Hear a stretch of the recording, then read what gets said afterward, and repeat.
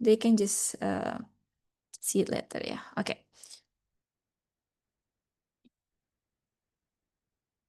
All right.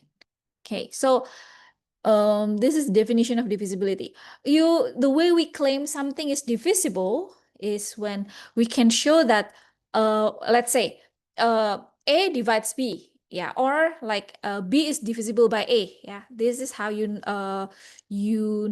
what is it called? Notate it, yeah. This is how you write it in math using notation. To show that A divides B, you have to show that B can be written in the form of A times something, and that something should be an integer. Yeah, that's what it means. Okay, and then for the properties, these are two basic properties for divisibility. If A divides B, and if we know that B divides C, then A divides C.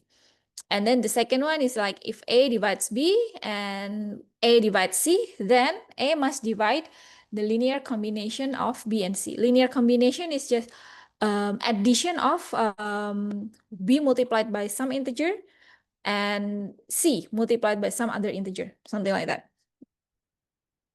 Okay, and then division algorithm is just a theorem, yeah, that says that for any two integers, A and B, for example, there exists unique Q and R. So any number can be written in the form of, like if I give you two numbers, these two numbers, let's say A and B, can be written in the form of A equals to BQ plus R. Okay.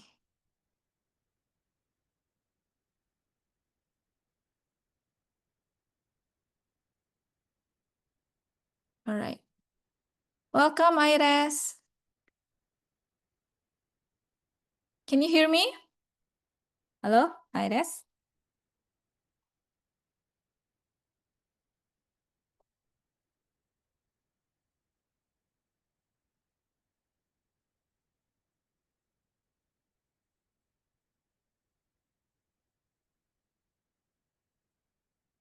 Hello, Iris, are you there? Yeah, Bu, I'm here.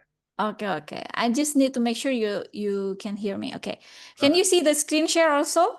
Yes. Okay, so right now we are in divisibility, yeah.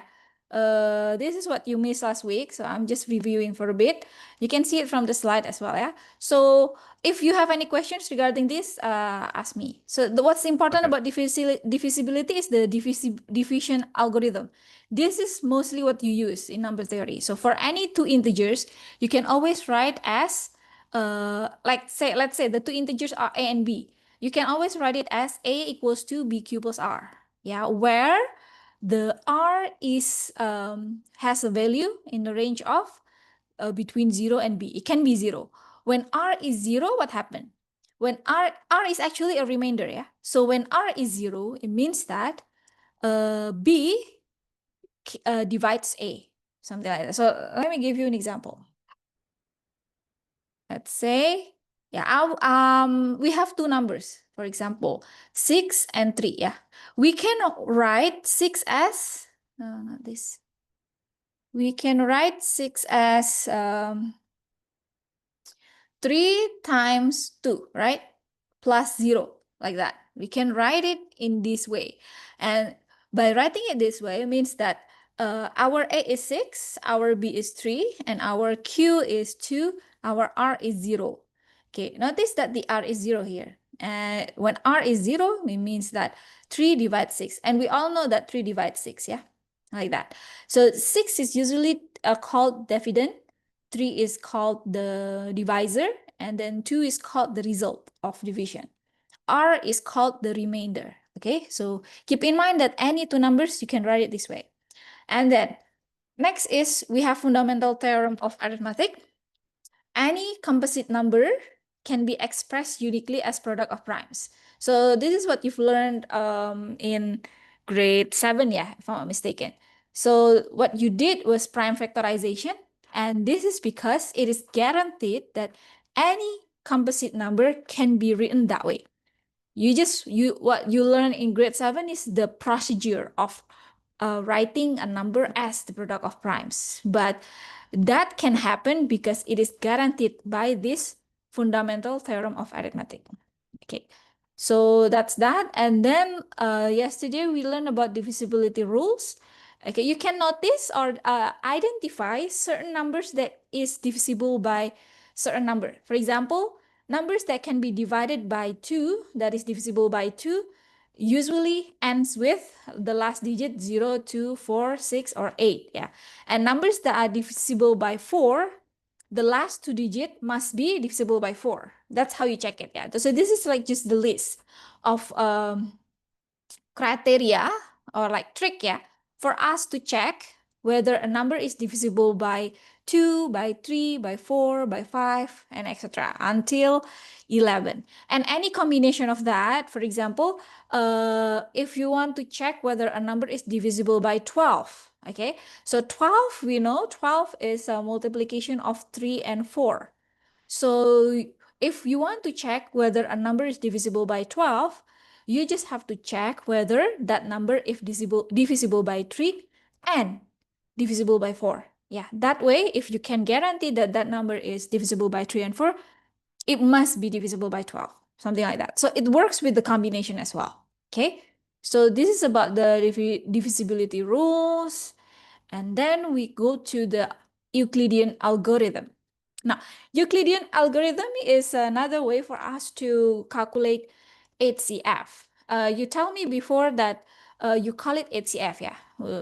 There are two ways for people to call it, either GDC, the greatest GCD, yeah, not GDC, sorry. So greatest common divisor.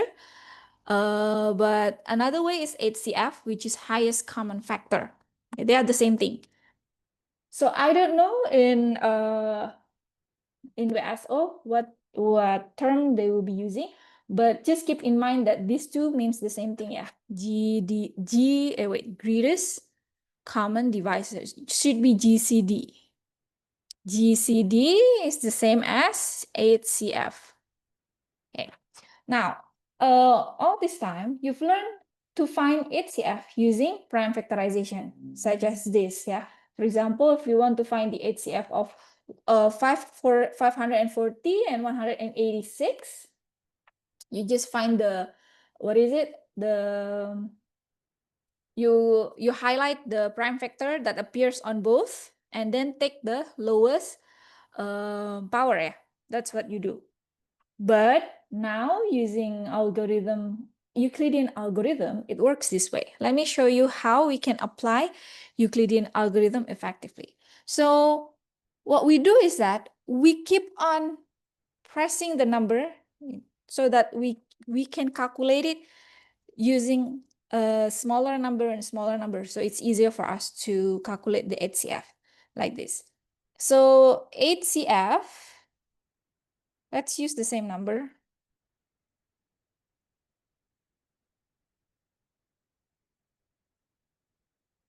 So let's calculate. Wait.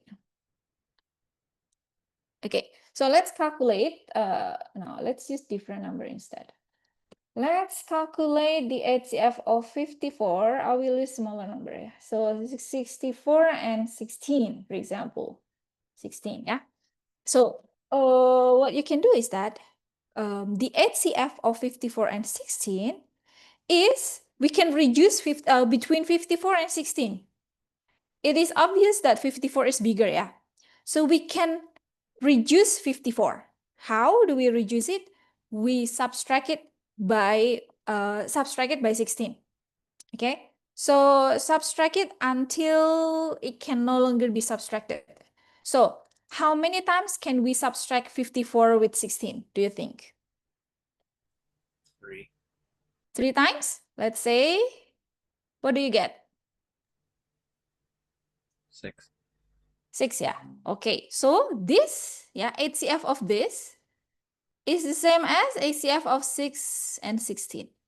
Now, 6 and 16, 16 is bigger. So you can reduce 16. How do you reduce it? You do the same thing. Reduce 16 by subtract it with a smaller number, which is 6, yeah. So 16 can be reduced by, we can subtract how many times? This time? Twice. Twice. So like this. So you will have remainder 4, yeah. So now actually 6 and 16, you can already see the HCF actually, yeah. So that is enough. But like if we can reduce it further. So HCF of ini, this is the same as HCF between 6 and 4. And now, by now, you can see the HCF, right? HCF between 6 and 4 is what? 2. 2. So that's it. That is Euclidean algorithm. You can calculate the HCF this way. The reason is because here, yeah. So the I'll give you the long calculation is like this. This located in this box that I showed last week. So like 50, yeah, 50 can be written as, using a division algorithm, 50 can be written as 186 times 2 plus 168. So we can write 186 as and 168 using division algorithm, and then it will become like that. Okay, so 186 equals to 168 times 1 plus 18. And then the same thing again, the algorithm is like that. So now we can write 168 and 18 as the division algorithm.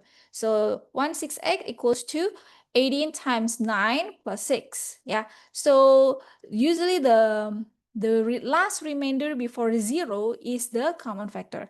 And this is actually the same as what we did just now. It's just that 550 being reduced by 186 twice, yeah? So you will get 168 like this. And now you reduce 186 by 168, yeah? So you still have 18, okay? And you reduce 168 by 18. You still have 6 after that, something like that. So this is the process actually, yeah? This is the Euclidean algorithm. So you apply it this way. Okay, so to find the HCF of big number, you can always reduce it. That's what the Euclidean algorithm helps us do. Okay, any questions so far? No. No. Next is, okay, Diophantine, yeah. So when we talk about equation and system of equation, but when it comes to integer, yeah, so we limit everything is about integer now. The number involved in the system of equation, the solution, when they're all integers, yeah, the equation is called Diophantine equation. And if we have linear of such equation, we call it linear Diophantine equation. So Diophantine equation is just any equation where everything involved is integer. Okay, so that's what it is. And then we can see, yeah, whether an equation has a solution or not based on this. So let's say you have a linear equation, Diophantine equation with two variables. So in the form of this, ax plus by equals to c. Okay, the solution exists if and only if, this is what it means, if the HCF between A and B divides C. Like that. So you just have to check. This is how you check it. Yeah. For example, let's say we have a linear Diophantine equation such as this. 15x plus 25y equals to 5. Okay. So first we might want to check, does this have solution or not? Okay.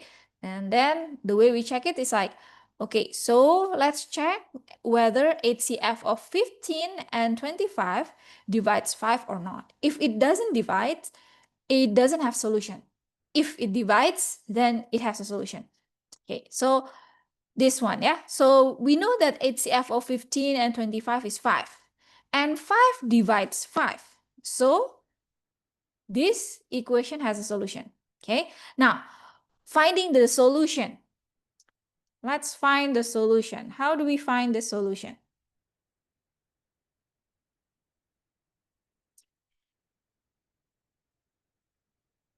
Oh, K-Fan is gone, yeah. Where is he? Okay, so okay, so for this equation, we can what is it? Compress it or like reduce the equation, yeah, by dividing both sides with 5. So if you divide both sides with 5, you will have 3x plus 5y equals to 1. Okay, now let's try to solve this equation.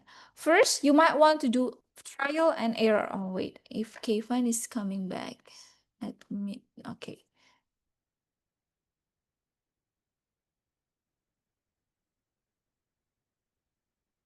Hi, Kevin. Do you have internet problems? Actually, no. Sorry. Oh, okay, okay. Is it good now? Yeah. Okay. So let's continue with this, yeah? So now let's try to find the solution to this linear two variable Diophantine equation. First, you might want to do trial and error to find just one correct solution for x and y. Do trial and error. What is a pair of x and y that fits this equation? Can you find it for me?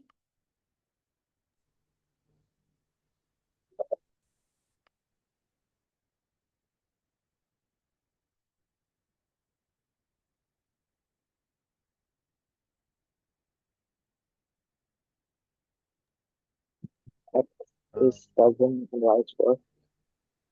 Pardon? X is 7 and Y is 4.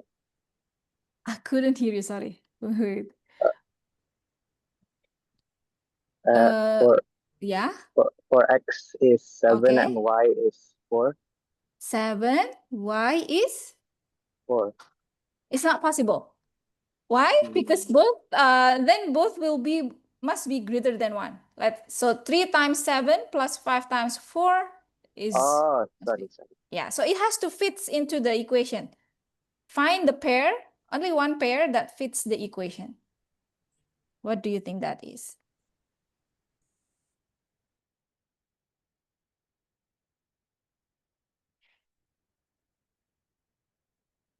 Is negative allowed, Bu?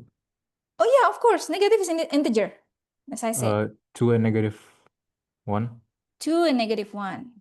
Okay, so x is 2, y is negative 1. Let's say 3 times 2 is 6, 6 minus 5. Oh yeah, okay, yeah, this is the, you can come up with different pair. Yeah, you can come up with different pair. Just choose one pair that is that fits the equation.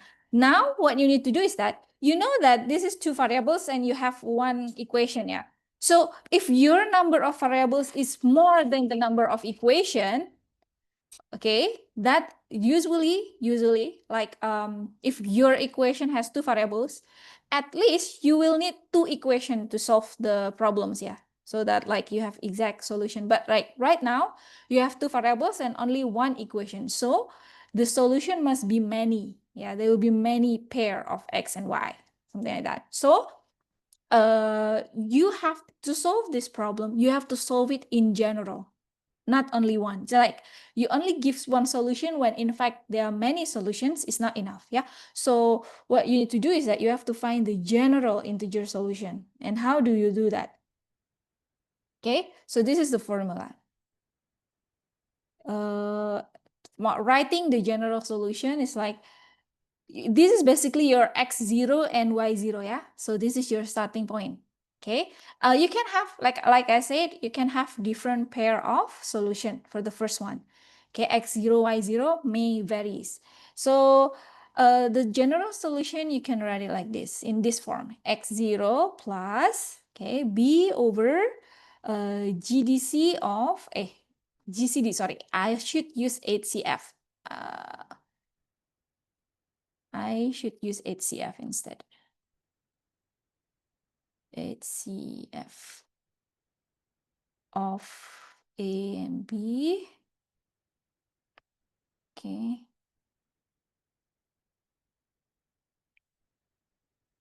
times T. Okay, so this is it. And then for y is like this.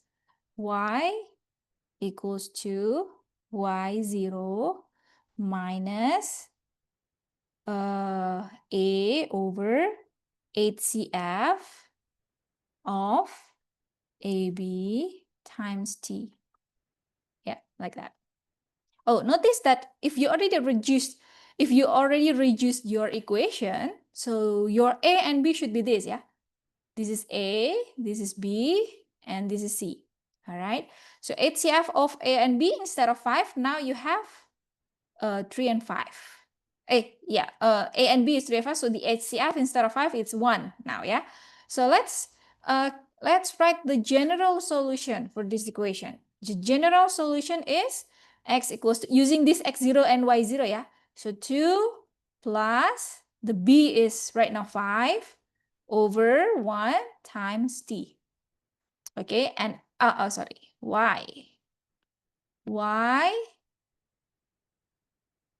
equals to, so your y0 is -1 minus A is 3 over 1 times t, like that.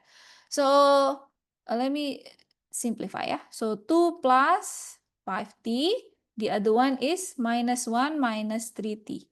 And what is t actually? T is any integer.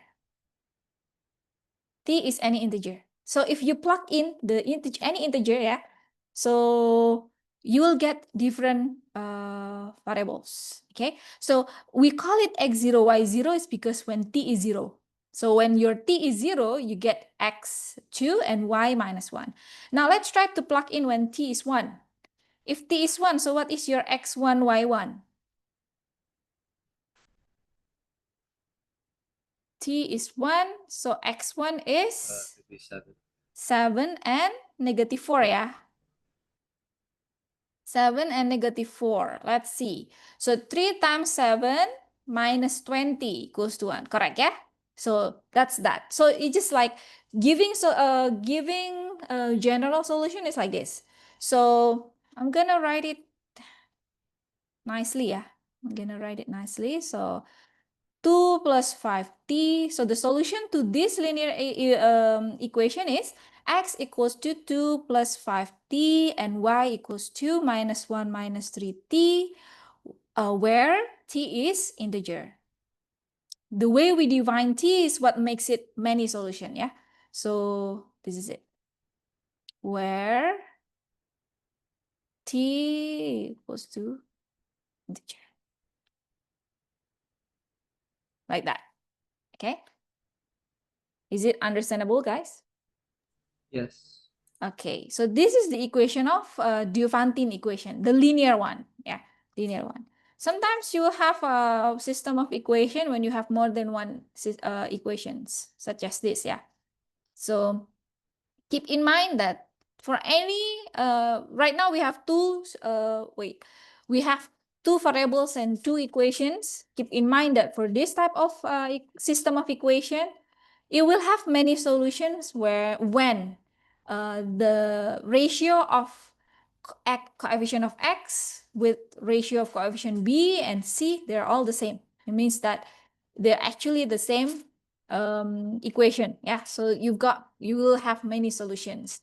That way, to answer this, you use the same method as before. Yeah, because you basically have only one equation, right? This. So next one is when you have no solution. When do you have no solution?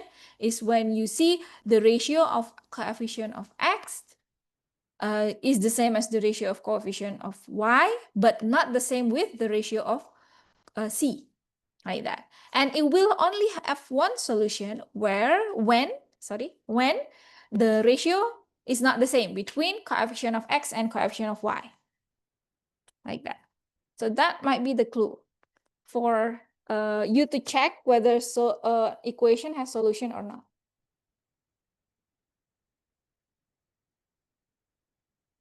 Okay, so far, is this part clear? Yes. Okay. Now we get to the last part of the discussion, which is floor function. Okay, people usually call this in number theory because function is like related to algebra. So instead of calling floor function in number theory, we call it the greatest integer. And we see this not as a function, but as an operator. Okay, this thing is an operator in number theory. But like if you see it in algebra, this can be a function. Okay, so now, what does it say? Yeah, this is called the greatest integer. So this is an operator that whatever number that you place inside this operator, you will come up with the greatest integer that does not exceed the number that you input. For example, you have this. If I plug in 3.5, what's going to come out? So it's the same as answering this question. What is the greatest integer that does not exceed 3.5? What do you think is the greatest integer that does not exceed 3.5?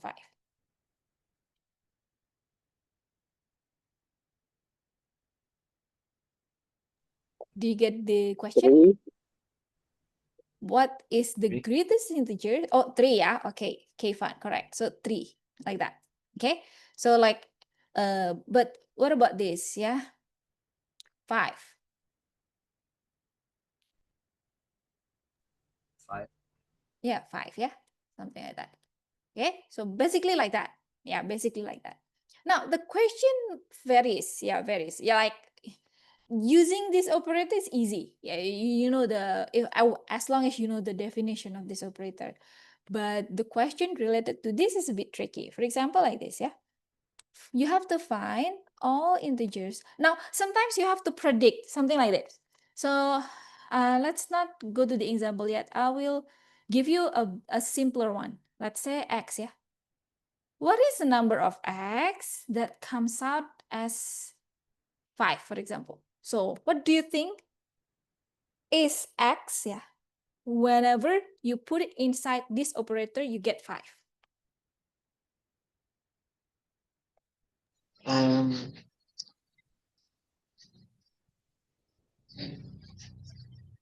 It's wait.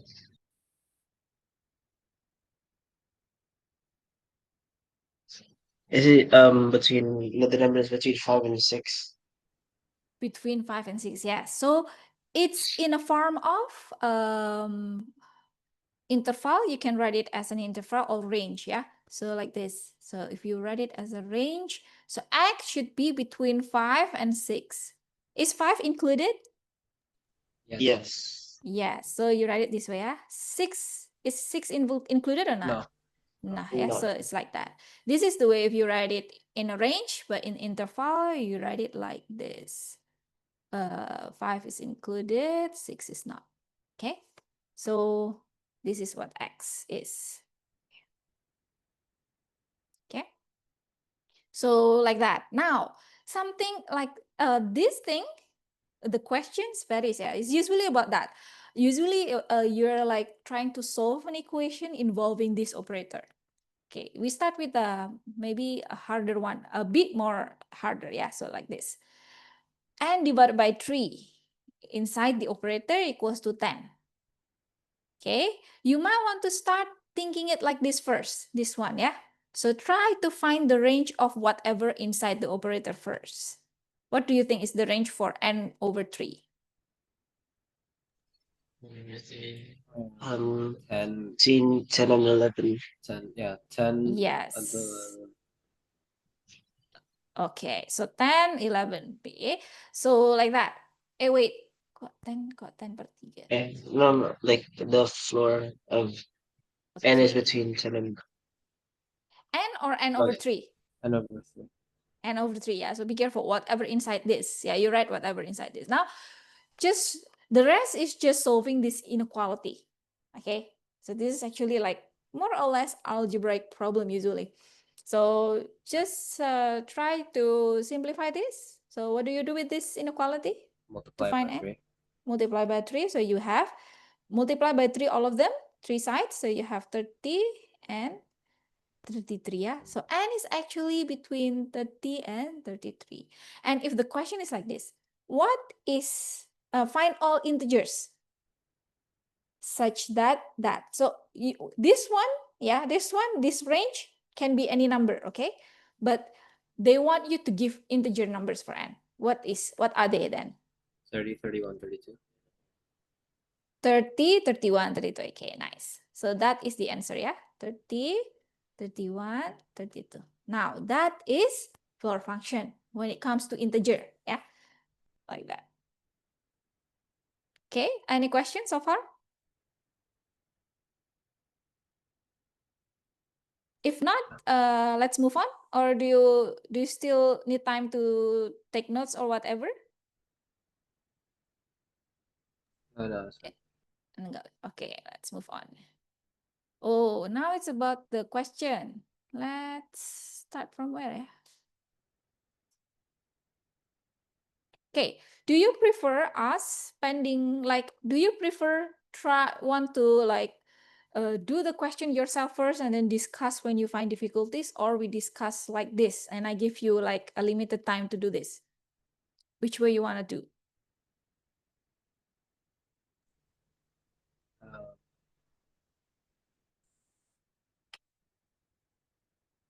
Kenapa Bu? Can you repeat please? Di sini aja bareng-bareng.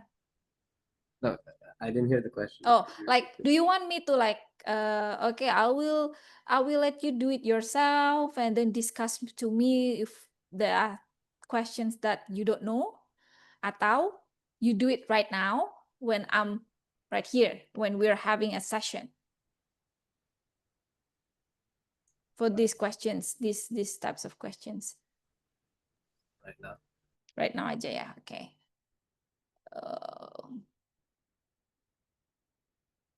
This one, okay. Let's start from the first one then.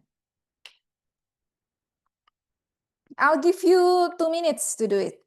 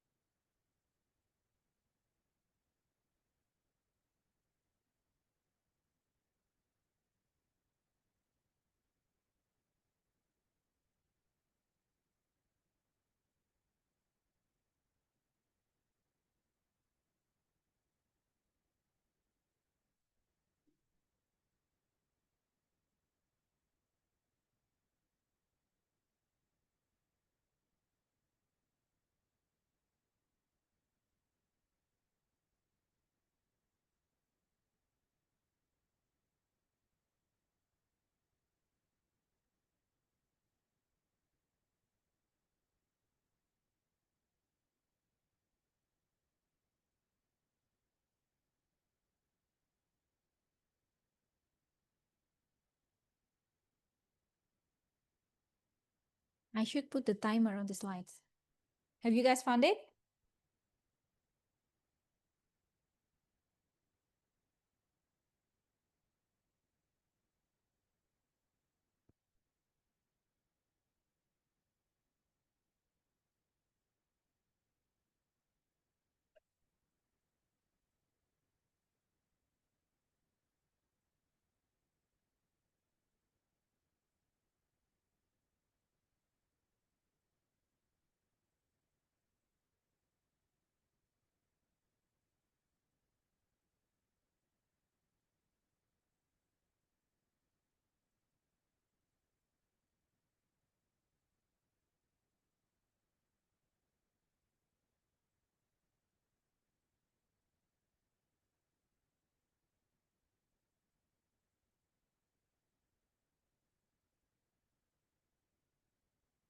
Okay, guys, thumbs up.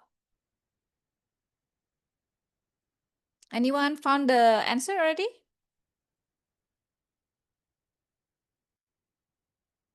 Not yet. Okay, not yet. Okay, so let's discuss. Yeah, I cannot wait for you forever. So like this. So it's like we need to find the strategy. After this, I will I think instead of doing the questions, I will I will brief you for a bit about how to do Olympiad questions, yeah guys. So now let's discuss this one first. So you need a strategy to solve this efficiently, okay? So you see, all of the answers on the options are in the form of 2 raised to something, yeah, power of 2. So you might want to, yeah, treat every number as a power of 2, let's say. So this is m equals to, yeah, I can write it like this. Okay, m is must be less than 3. 3 is number less than 4, right? So I can just write 3 as 4. So 2 times 4 times 4, yeah. And then 5, what is it? 5, 6, 7. We know that 8 is 2 times 3, yeah. So what we do is that we categorize them. We categorize them like that. It's like this. So let's say 2, 3, 4, 5, 6, 7, 8 until 32. We know that 32 is 2 raised to 5, yeah? 8 is 2 raised to 3, okay? 4 is 2. This is like somewhere here is 16. Okay, 2 raised to 4. And then this one, 2 raised to 2, 2 raised to 1, like that. Okay? So if m equals to this, multiplication of this, then m must be less than, let's treat 3 as the closest, we round it off the number into number that is a multiple of 2, or like the result of a 2 power something, yeah. So let's say like, so m must be less than 2 times 4, yeah. We treat 3 as 4 now, to the nearest power of 2 that is higher than that. So this is like 2. 5 is like 2 raised to 3, yeah, because this exceeds 4 already. So we treat every number here as 2 raised to 3, 2 raised to 3, like that. Okay, that way. So we have 2 times 2 raised to 2. There are 2 of them. Okay, 2 raised to 2. And then 2 raised to 3, there are 4 of them. 2 raised to 3 times 2 raised to 3 times 2 raised to 3 is just using the exponential law. You have, if you multiply 2 raised to 3, 2 raised to 3, 2 raised to 3 4 times, you have 2 raised to 3 times 4, yeah? Or just 2 raised to 3, yeah, just times 4. Like that. So next is we have 2 raised to 4. How many 2 raised to 4 are there? 8. 8, yeah. So yeah, so 8 times 8 times 2 raised to 5. How many 2 raised to 5 are there? 16. 16, yeah, 2 raised to 5 times 16, like this, okay? That, okay, and this is like when exceeding, okay? We round it up, so we can round it down also, okay? So m can be less than, using the same method, we can, oh, let's calculate this one first. So this one is like m less than, so we have 2 raised to 1 plus 2 times 2 plus 3 times 4 plus 4 times 8 plus 5 times 16, like that.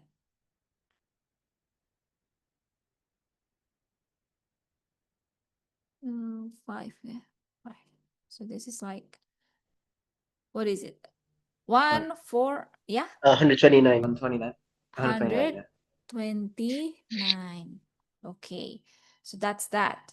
And then 129. Let's see if we round it down. Yeah, if we round it down. So I'm gonna be less than. Okay, I'm gonna be less than 2 raised to 1, 2 raised to 1, and then what is it? Yeah, so 4 is 2 raised to 2, yeah. And then all number before 8 is 2 raised to 2. All right, so you have how many numbers are there? 1, 2, 3, 4, yeah? 4. Times 4. times 2 raised to 3. How many numbers are there? 2 raised to 3. 8 also. And then times 2 raised to 4 times 16. 16. And then you have 2 raised to 5. This is 2 raised to 2 ya. 2 plus, wait. No.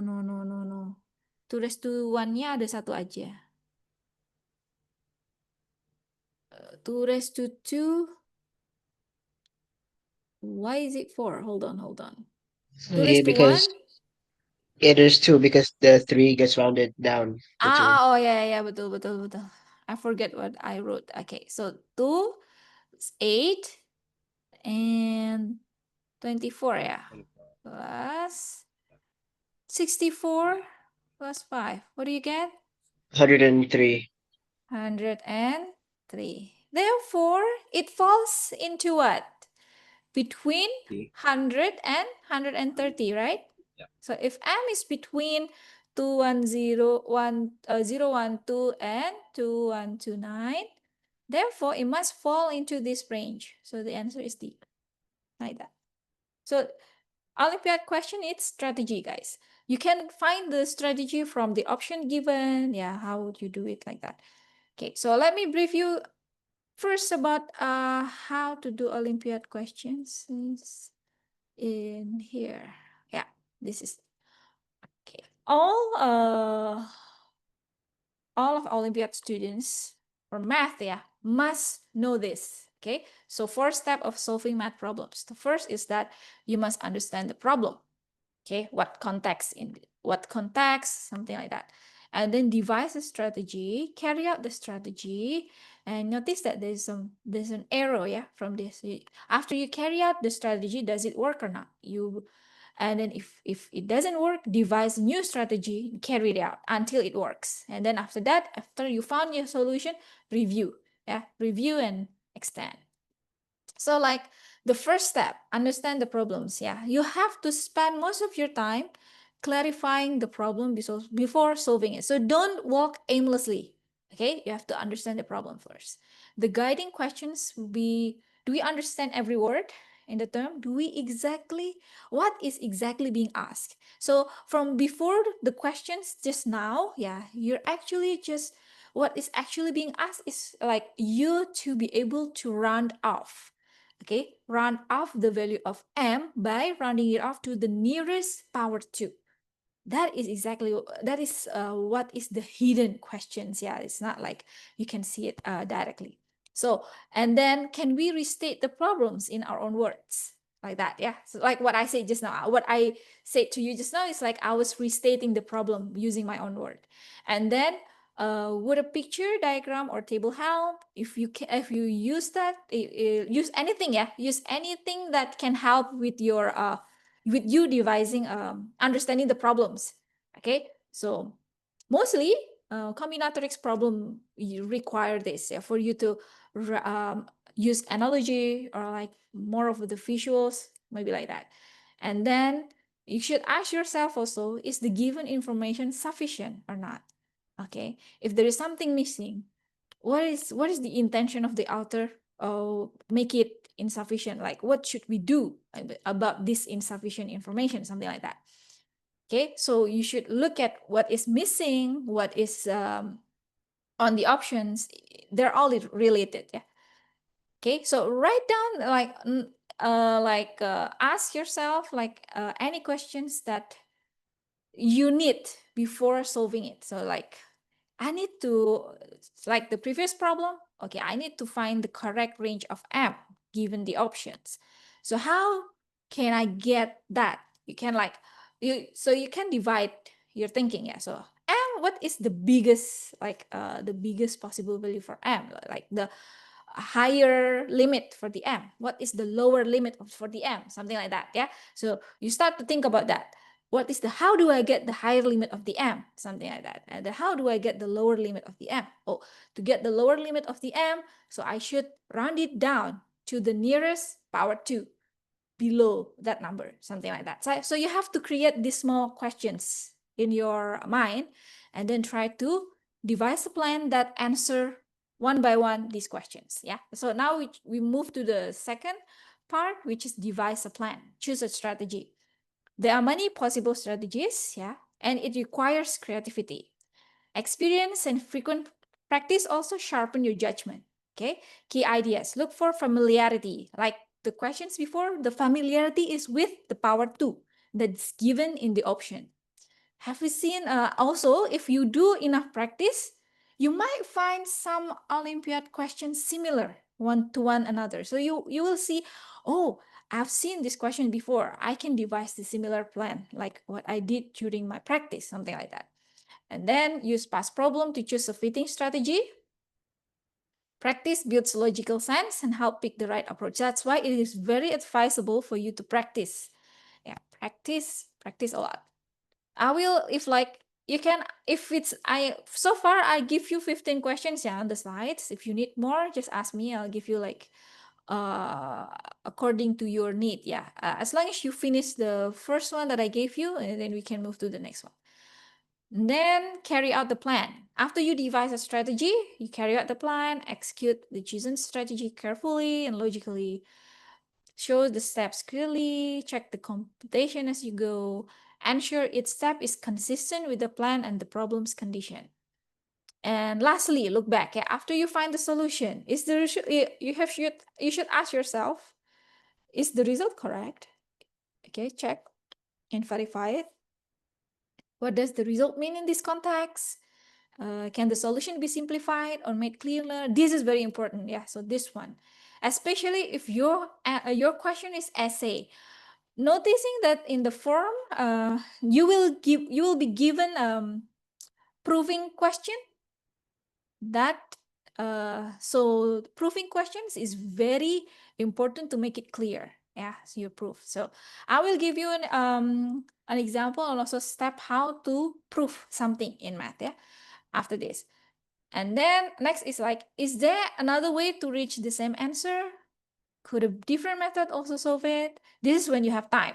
If you have like more time to do it. Yeah. Can we generalize the result to broader cases? Something like that. So like, for example, like the questions that we do just now, you can find the solution only one pair, but actually, do we need to generalize the solution or not? Something like that. Yeah. So is the generalization important in this case? For example, for the Diophantine linear equation just now, giving only one pair, you just solve like a portion of it. Yeah. But like, because there are many solutions, you have to give the general answers. Okay. So you need to ask this. Yeah. After you find the solutions. Okay. That's it actually. Yeah. So please carry on these 4 steps in solving the math problems that you face. Now let's come back to this.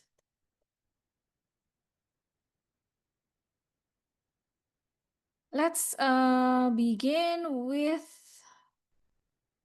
okay, I need to check whether you understand linear combination or not. So try to answer this one first.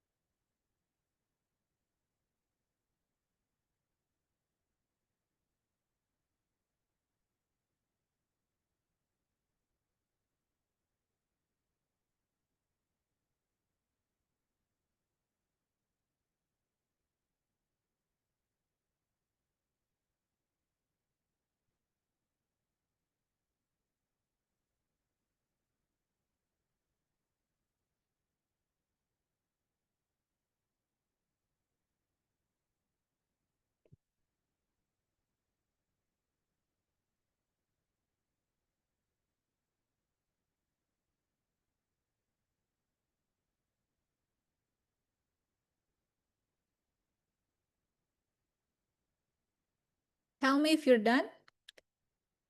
You can, wait. No, there's actually one combination for that. Okay, never mind.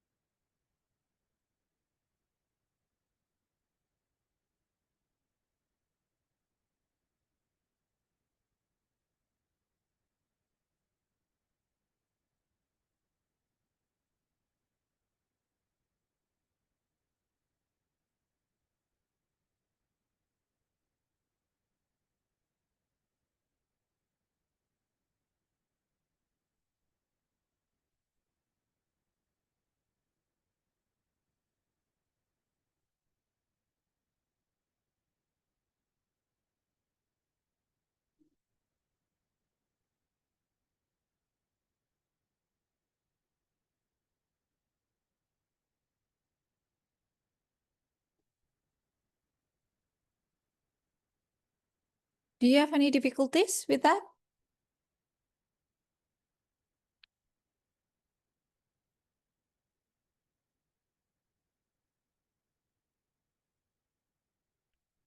No, not yet. Any problem so far? Is it hard? Like, what don't you understand? It's okay. Ask me.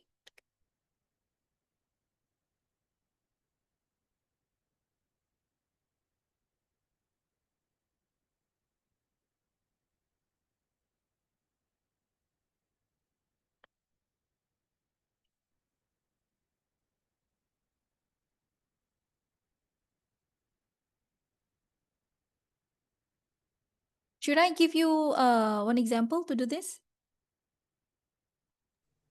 Sure. Yeah.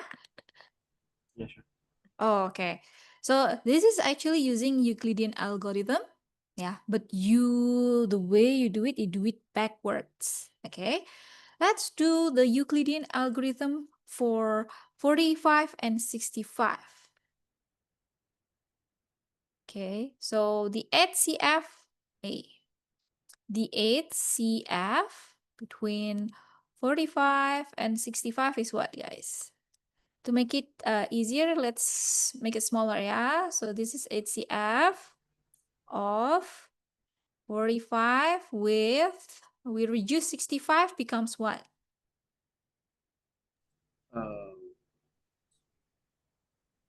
20. 20, okay. But now we reduce it again. Becomes, 45 becomes what? 25. 25. We reduce it again. We have 5. Yeah, okay, 5. It's 5, 20, yeah. Okay, we stop here, HCF.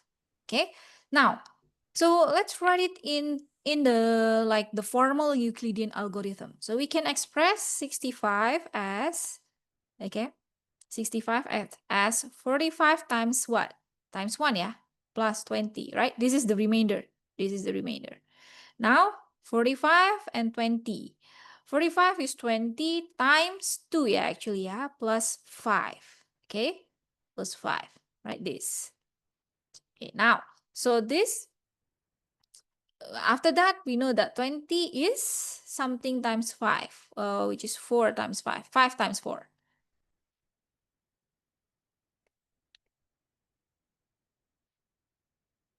So 5 times 4, like this, yeah? So, okay, so plus 0. The last remainder before 0 is the HCF, yeah? So this is it. We know that. Now, let's try to write 5 as linear combination of 45 and 64. 65. So we use this equation. 5 equals to 45 minus 20 times 2. From the first one, we know that 20 is 65 minus 45, yeah? So put it inside. 5 equals to 45 minus 20 is 65 minus 45 times 2. Okay, so 5 is 45 minus 65. Wait. We can multiply by 2, yeah? Open this bracket. So we open this bracket, we have 65 times 2 plus 4, because minus times minus, plus 45 times 2. 2 times 2, we have 2 of 45, add with 1 45. So we have how many 45? 3. 3, yeah? So 3 45 minus 2 65. And this is the linear combination of 5. Okay, we write 5 as a linear combination of 45 and 65. Okay, this is so this is how we use Euclidean algorithm to write linear combination of two numbers like that. Now let's try with the B. I'll let you do the B.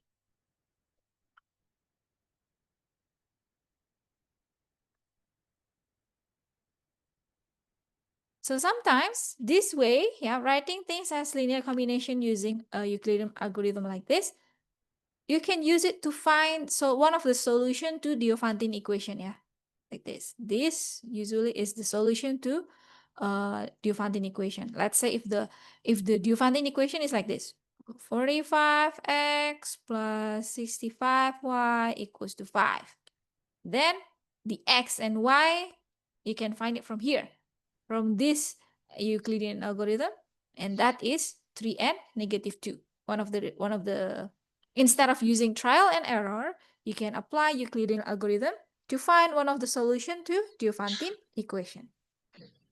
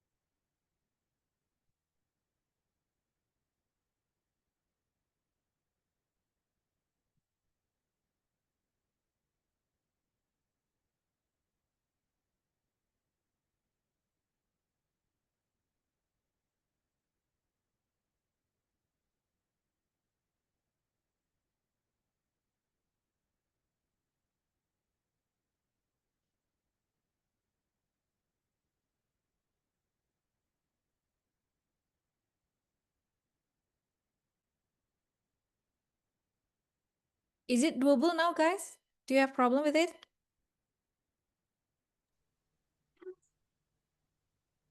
If you're still confused, please tell me. Don't be shy.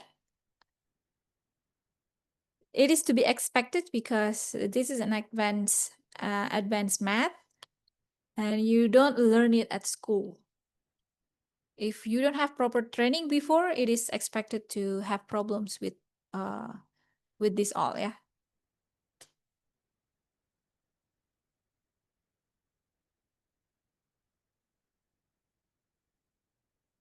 Okay, I give you 1 more minute to do it.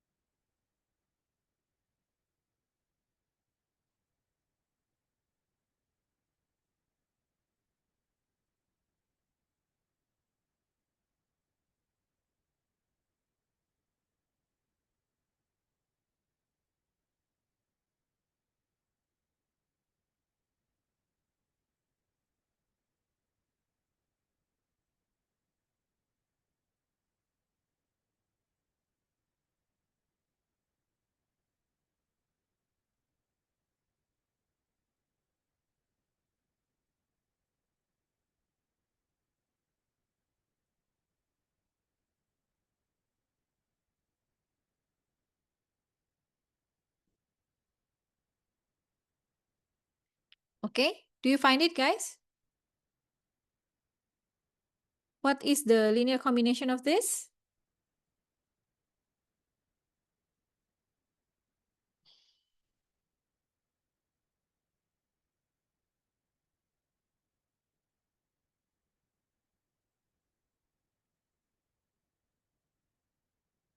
Hello?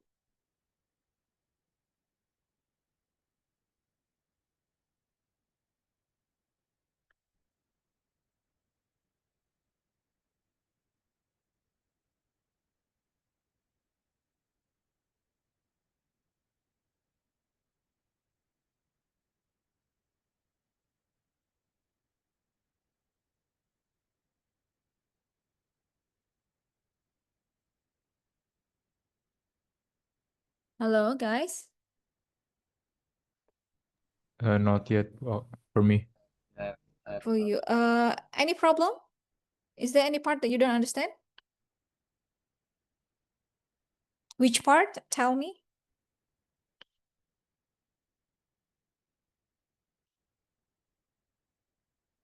It was the part with the HCF. Finding the HCF. Yes. Okay. So the HCF, try to reduce the number. Okay, we can like HCF between 1011 and 11202. Reduce the bigger number. Okay, you can use so like the easiest one is like for you to reduce. So I can reduce it with 1011 times 10, like 10110. So what do you get?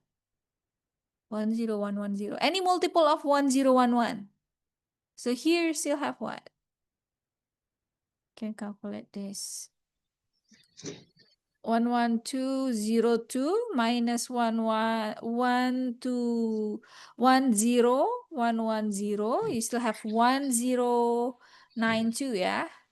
You can still reduce this with 1011. Yeah, I got the 11202 is equal to 11 times 1011 plus 81. Okay, nice. Okay, so that's a good start. Okay, so 11202 equals to 1011 times 11 plus, what was it? 81. Was it? Yeah, Okay, so now you express 1011 as 81, yeah? 81 times what? You can reduce with 81 how many times? That's the another questions to approach, yeah? So how many times you can reduce 1011 with 81?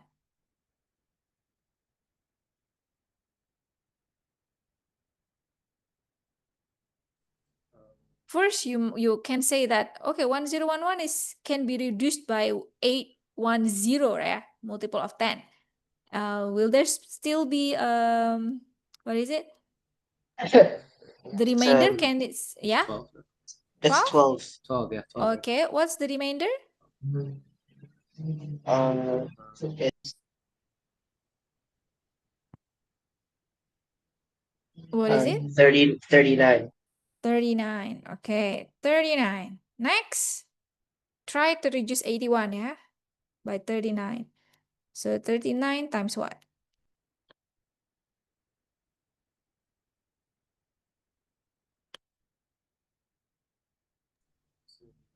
Two Yes. What's the remainder? plus 2. Yeah, sorry, not 2, 3. 6? 6, 3? Yeah, Which one? Yeah. 6 or 3? 3. 3. So now 39 is 3 times 13, yeah? Plus 0. So 3 is the HCF. This is the HCF. Now you can try to construct the linear combination by starting from the last two equation. Yeah, so 3 equals to 81 minus 39 times 2. Okay, from the second equation, we have 39 as 1011 minus 81 times 12. Yeah, we substitute this to our this 81 minus 39 is 1011 minus 81 times 12 times 2. Like this, yeah? We open it. So this is like 81 minus 2 times 1011 plus 12 times 2 is 24 of 81.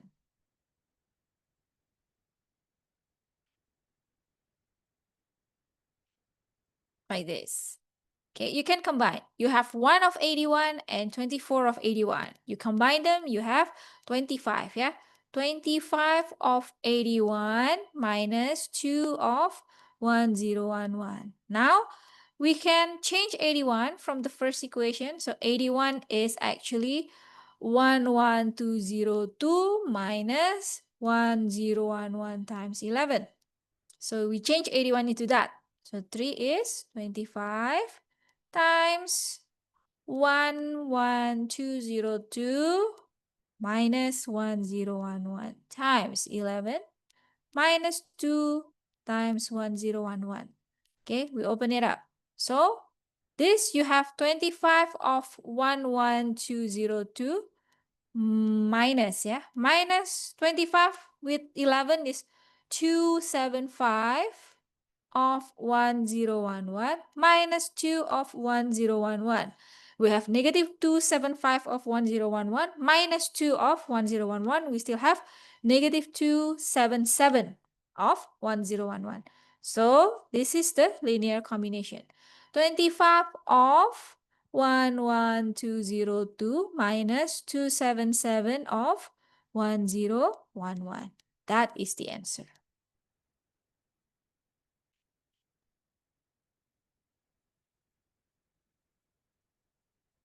Okay, any questions so far, guys?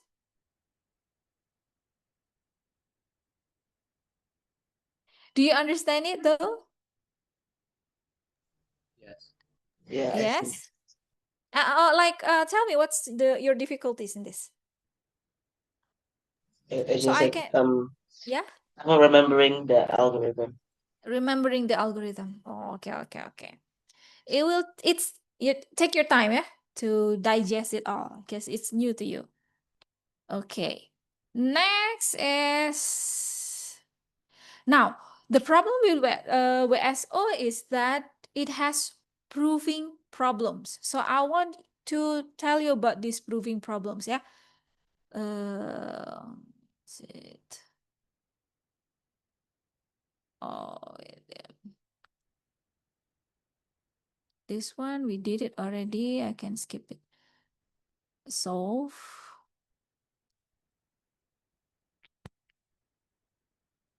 Yeah, this. Okay, later on aja. Ini we start with this one aja. Number 8. Okay. Now this question is about divisibility, right? There's no like strict procedure to solve it. You might want to try it. This is multiple choice questions. Please try it.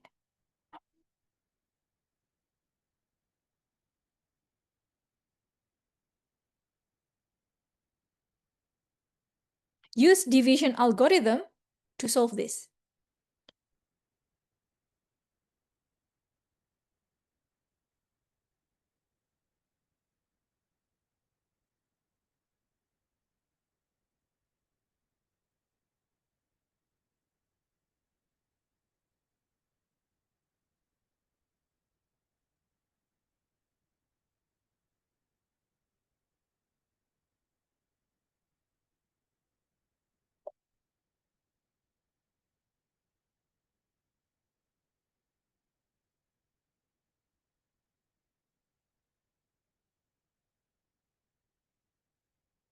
I'll give you 2 minutes, yeah, as usual. Let's discuss after 2 minutes.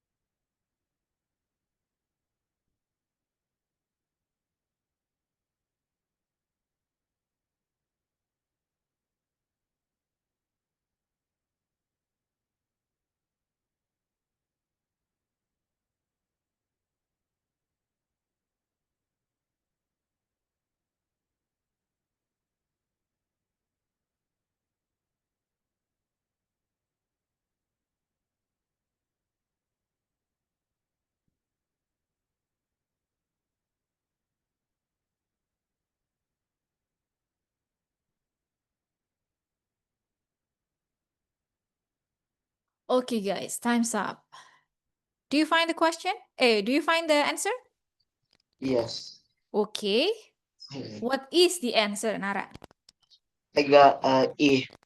E. Okay. Anyone else answer the same thing as Nara, or might be different answer? Okay. What do you do, Nara? So the number n Mm-hmm. when divided by 5 is a remainder of 3. So that means that Mm-hmm. we can split n into n minus 3 and 3. N minus 3 and 3. Yeah, Wait. because and then so we know that n minus 3 is divisible by 5 because the 3 is the remainder. Hold on. Oh, okay. So you write it like this. Yeah. N minus 3 is divisible by 5. Yes. And then? So then when we multiply the number, that means we also multiply the 3. So wait, that means Mhm. so that means that Oh, the 3 gets multiplied and then added by the number on the right. nice. So like Really for nice. example, Uh-huh. in C, for Uh-huh. C that becomes 5 times n minus 3 plus 5 times 3 plus 3. F plus 2, I mean, for C. Plus. Okay. 5 times 3 plus 2. Yeah. Okay. So then all we need to do, since we know that n minus 3 is divisible by 5, we have to just find out if 5 times 3 plus 2 is divisible by 5. Nice one. Okay, so basically you get this one from multiplying this by 2, yeah? That's from the definition. If n divided by 5 has a remainder of 3, Mm-hmm. then n plus 2 or n minus 3 is divisible by 5. Yes. And then how do you get that 2n plus 4 is the right answer? You get it Because from n plus 2 or n minus 3? Which one do you get it? I did n minus 3. Oh, Basically, okay. you get you have 2 times n minus 3 plus 2 times 3 plus 4, and then so the n minus 3 is already divisible by 5, so the first part we don't need to find out. And then 2 times 3 is 6, and then when you plus 4 it becomes 10, which is divisible by 5. Oh, okay. Why don't you think from this? You just multiply this by 2. You get this. Gimana? Ya ini kan you say that it's either n plus 1 or n minus 3 ya, divisible by 5. So you can also get this E by multiplying the first one. N plus 2 multiplied by 2, you get this one also. Ya sama aja. I Yeah, just didn't sama think of aja. it. Okay. All right. So nice one, Nara. So you have so many ways to solve this. Just like what Nara said. Also, different way can also occur from Nara's ways. And also another way is that you can write n using division algorithm of 3 and 5. Yeah. So you can like the remainder of 3 divided by 5. So you can write n as 5 times k, let's say, plus 3. K is any integer, where k is integer, like this, yeah. So now just like what Nara did, we express everyone else here as this, yeah. We substitute this value. Let's say n plus 3. This means that if my n is 5k plus 3, so 5k plus 3 plus 3, this is 5k plus 6. We know that 6 is not divisible by 5, so it's not. And then n minus 2, we can express this as 5k plus 3 minus 2, which is 5k plus 1, yeah. And 1 is not divisible by 5, therefore this is not. And so on. Yeah, one more, maybe like 5n plus 2. This is like 5 times 5k plus 3 plus 2. Okay, so this is like 25k plus 15 plus 2, yeah. So this 2 is not divisible by 5. This is divisible. This is divisible. This is not. Therefore, this is not. If you find part of it not divisible by 5, so this is not. This is another way to do it. Yeah, you can use division algorithm like this, or using another way that is creative like Nara. Any question, guys, for this one?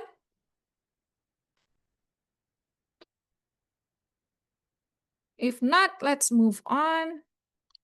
Okay, let's discuss about parity.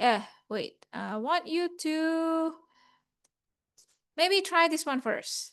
Some people will use the greatest number operator such as this, but normally they also use this, yeah, this operator. Okay, this and this are the same thing. Yeah, some people use this, some people use this. Okay, so this one means if I just like what I showed you, this is the same as this. All right, so try to solve for this first and then try to guess for x. Okay, I'll give you 2 minutes to do this.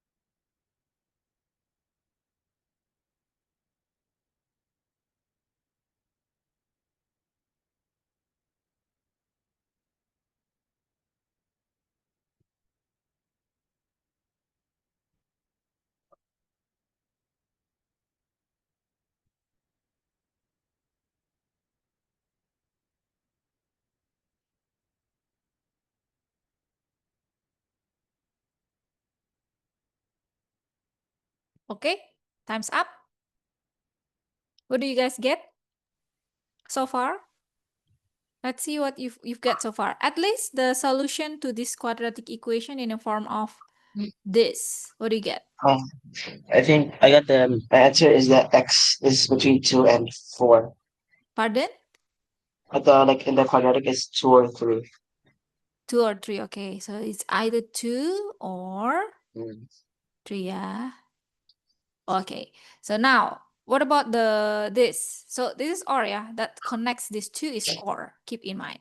And then for this one, just like the example before, what is the range of x?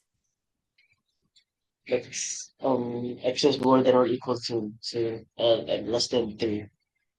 Okay, this. For this one, X is more than or equal to 3 and less than 4. okay. So if it's R, yeah, if it's R, the solution is just the union of these two range. Yeah, so you can write the solution as the union. Solution is x where I wrote it in set, yeah, set notation. So x defined as where x is between 2 and 3 union this. Oh, by the way, because we can combine them, all right, 3 is involved here until 4, so we can combine the range into 2 until 4, yeah? 2 until 4, like this, where x is any real number, like that. Okay, any questions so far?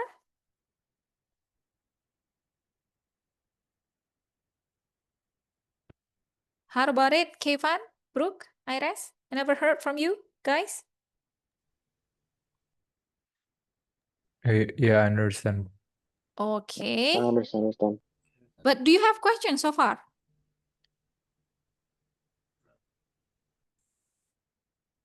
No, Not yet.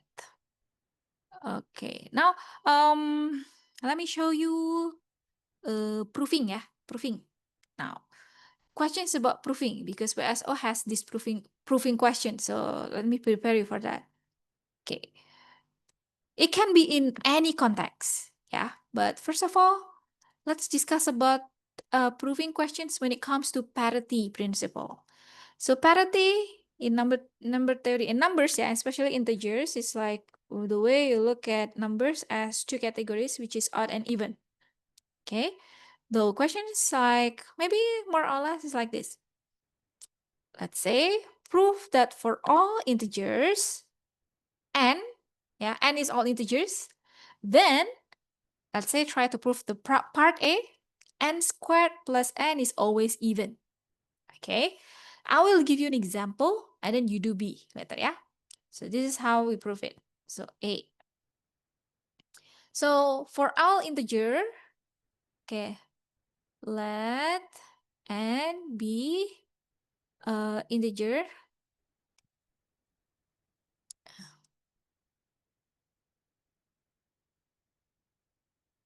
Okay, we set all possible values for n first, and then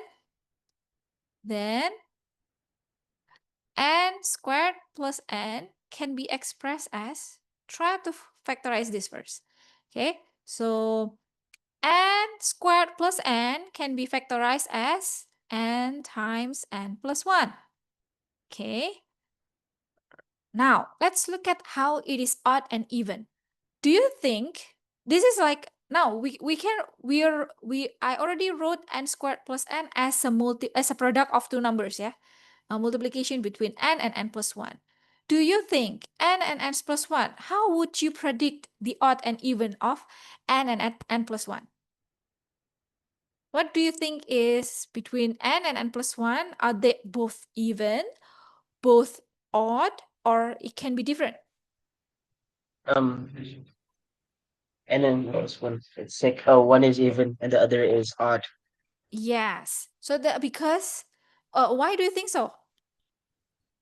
Because if you add one to any number, if you add one to an odd number, it becomes even, and if you add one to an even number, it becomes odd. All right. So you said, yeah, there are two possibilities for n. If n is odd, then n plus 1, the number after that is even. And if n is even, the number that comes after n is odd. So this one can be odd times even, or even times odd. No, in any situations, the result is always like this. What is the result when you multiply odd number and even number? Or even number times odd number? What is the result? It becomes even. Becomes even. Yes, any number multiplied by even number, it becomes even. So therefore, yeah, we can say that, and then this is like a multiplication of two consecutive number. So the only possibility, you explain it, yeah, you explain like of you can use your own words, yeah, consecutive numbers. The possibility are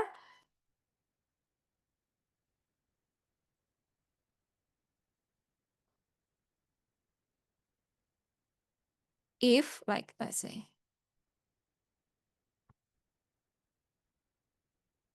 if n is even, then n plus 1 is odd.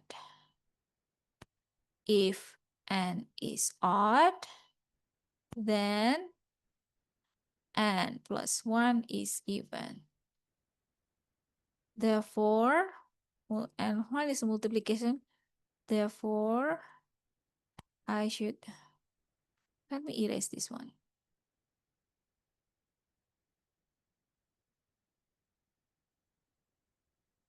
Therefore, n is a multiplication of even and odd number.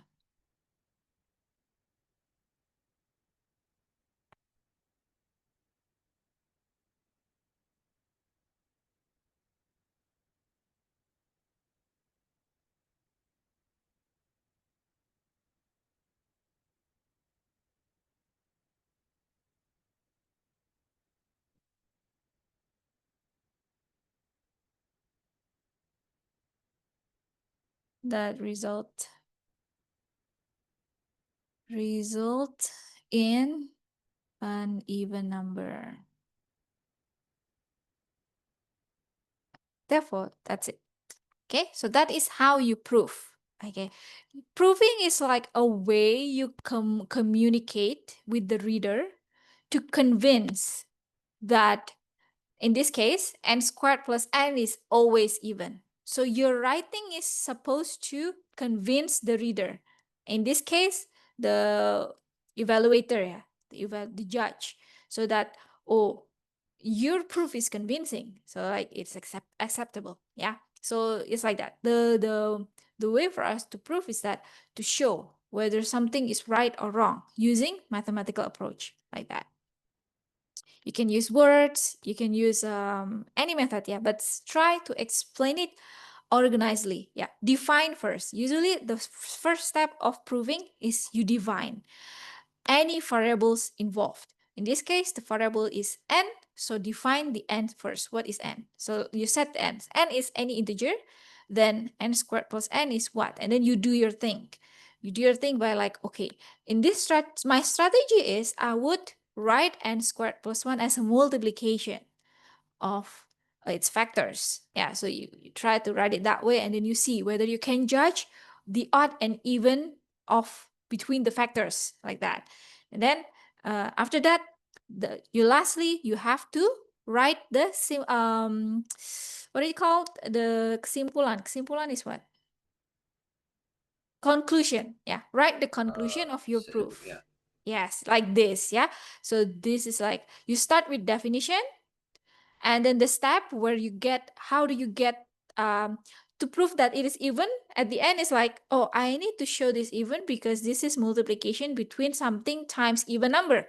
Okay, to show that this is a multiplication, so I can write n squared plus n as a multiplication of its two factors. Okay, something like that. So you can work like that, the steps, and therefore the conclusion. Okay, start with definition, the process, every step in the process has to be justified, yeah, and then close with conclusion like that. Now I want you to try write the proving of B. Yeah, this is a practice for you to write proving, write a proof. try to do B.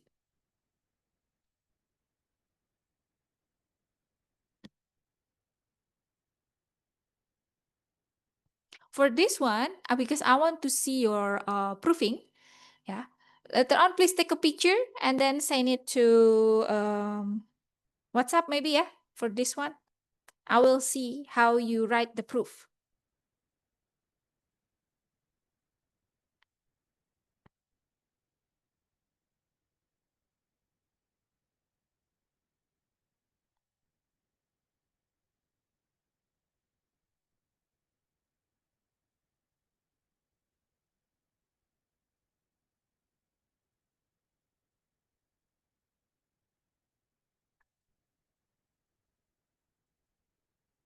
Okay, I will give you for this proving 3 minutes to do this.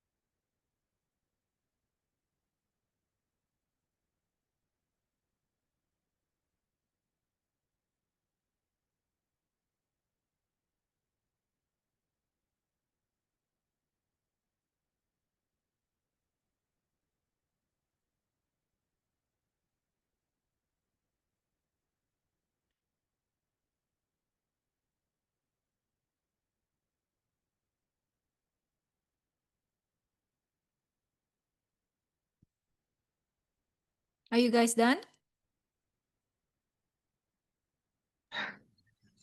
Yeah. Okay. I will leave the answer to you. Yeah, you have because it's proving no right or wrong. It's just that how I see your writing, the way you show your argument. So please think of it as a maybe similar to debate. Yeah, how you argue that something is right or something is wrong. So please take a picture of your proof and then send it to me. You can send it to me directly, yeah, guys. No need to show it to the group. Yeah, so please send it to me, then I'll see whether your argument is convincing enough or not. Okay, please send it to me by the end of this class. Yeah, we still have 9 more minutes. Are you still able to go on, or is it too much already? I need to know your mental state right now. How is it, guys? Why is it Iris? It's fine. I already finished the question. Okay. So maybe one more thing that I need to discuss, yeah. Not one thing about proving. There's another method to prove, which is called induction. Have you heard about it? Induction method. No. Okay. So this is the example of the question where you apply induction method is, for example, this. Okay. Prove that for all integers n, yeah, n raised to 5 minus 5n raised to 3 plus 4n is divisible by 120, something like that. Well, how do you prove this? Yeah, I will give you an example A as usual, and then B, you do it yourself. So the principle is like this. Yeah, there are 3 steps to do proving by induction.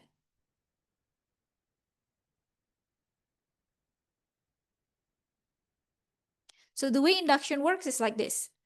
It has to start somewhere. Okay, you have to state that it's the starting point.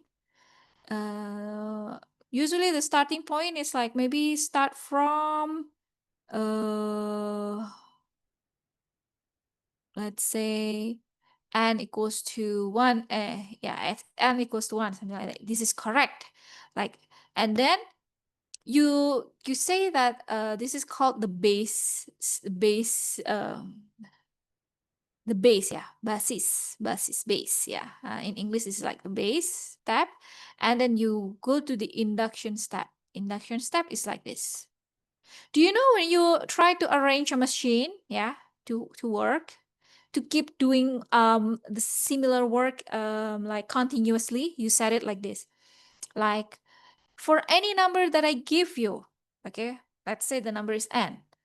Okay, for any number that I give you, please add 1, something like that, yeah. So like for any input, this is similar to function actually. It's like for any input that I give you, you will like wait. Okay, so like you will add 1, for example, like that, yeah. So it's like for any number that I give you, please add 1. For example, it's like that.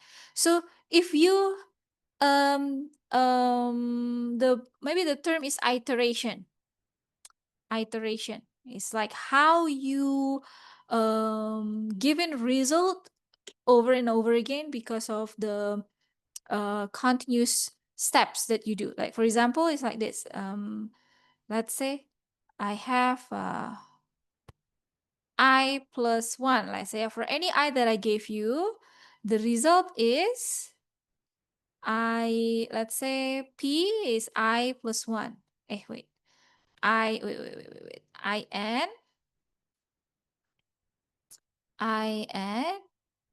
Is in plus 1, in like this, yeah. Okay.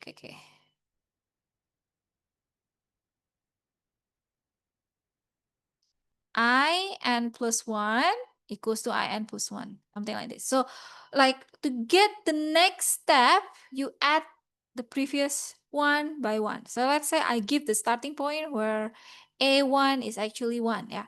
So I2 is 2, and then I3 is 3, and so on and so on. Okay, so if you set your machine to work that way, yeah, for any previous number that I give, then the next thing you do is that you keep adding 1.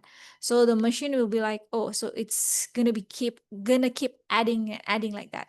So similar to that analogy, induction method is like that. It is you start at some point, you prove that it is true for n equals to k, and then show that if it is true for n equals to k, then it's true for n equals to k plus 1. And therefore, if it starts somewhere, it means that with these 2 conditions, it's going to be true for all number of n. Actually, the n should be the n should be not integer, but natural number in this case. It is true for n equals to k plus 1. Okay. Okay, let's see. For A. Yeah, for A. So let's see this, yeah. This try to see the starting point when n equals to 1. What happened to our expression? So our expression is this is the base step. The base step we set as n equals to 1. Let n equals to 1. Then we have this expression n raised to 5 minus 5 times n raised to 3 plus 4n is actually what is it? 1 raised to 5 minus 5 times 1 raised to 3 plus 4, yeah. This is, what is this? 1 minus 5 plus 4, yeah, 0, yeah. So 0, is 0 divisible by 120, guys? Yes. Yes, Yeah. yeah. So we get that because 0 is divisible by, or I can say 120 divides 0. This is true for n equals to 1.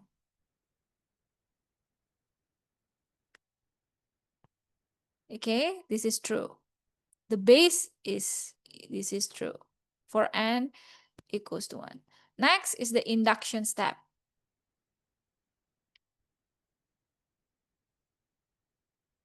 Let's say, yeah, let's say k, let's say if n equals to k is true, if n equals to k is true, then you can imagine, yeah, imagine k raised to 5 minus 5, k raised to 3 plus 4k is divisible by 120, like this. So try to prove that k plus 1, when n equals to k plus 1, the expression will be divisible by 120. Okay, so if k and n equals to k plus 1, the expression will be k plus 1, 5. Yeah. I think the power is too much, too big. Let's okay, never mind. We already start with this. Yeah. So 5 times k plus 1 raised to 3 plus 4k plus 1. The idea is that you use this fact that this expression is divisible by 120 to prove that this expression is also divisible by 120. So try to come up with or remodel the expression to make it into, to make this one appear from this expression. Yeah, so it's like maybe you can express this as this times something.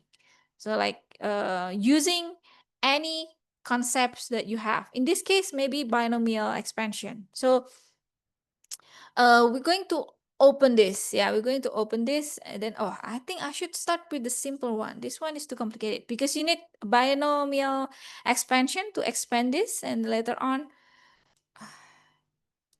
Okay, I choose the wrong example, guys, and it's 4 already. Okay, I will get back to you for the induction method. I will choose a easier example, yeah. Maybe I will place it here. It's just that I change the question later. And please see my example and try to do the B. Yeah, I'll also give B that is doable for you. Yeah, question number 13. Is that okay with you? Because it's Yes. 4 already. I don't want to exceed the time. Alright. Okay, guys, is that okay?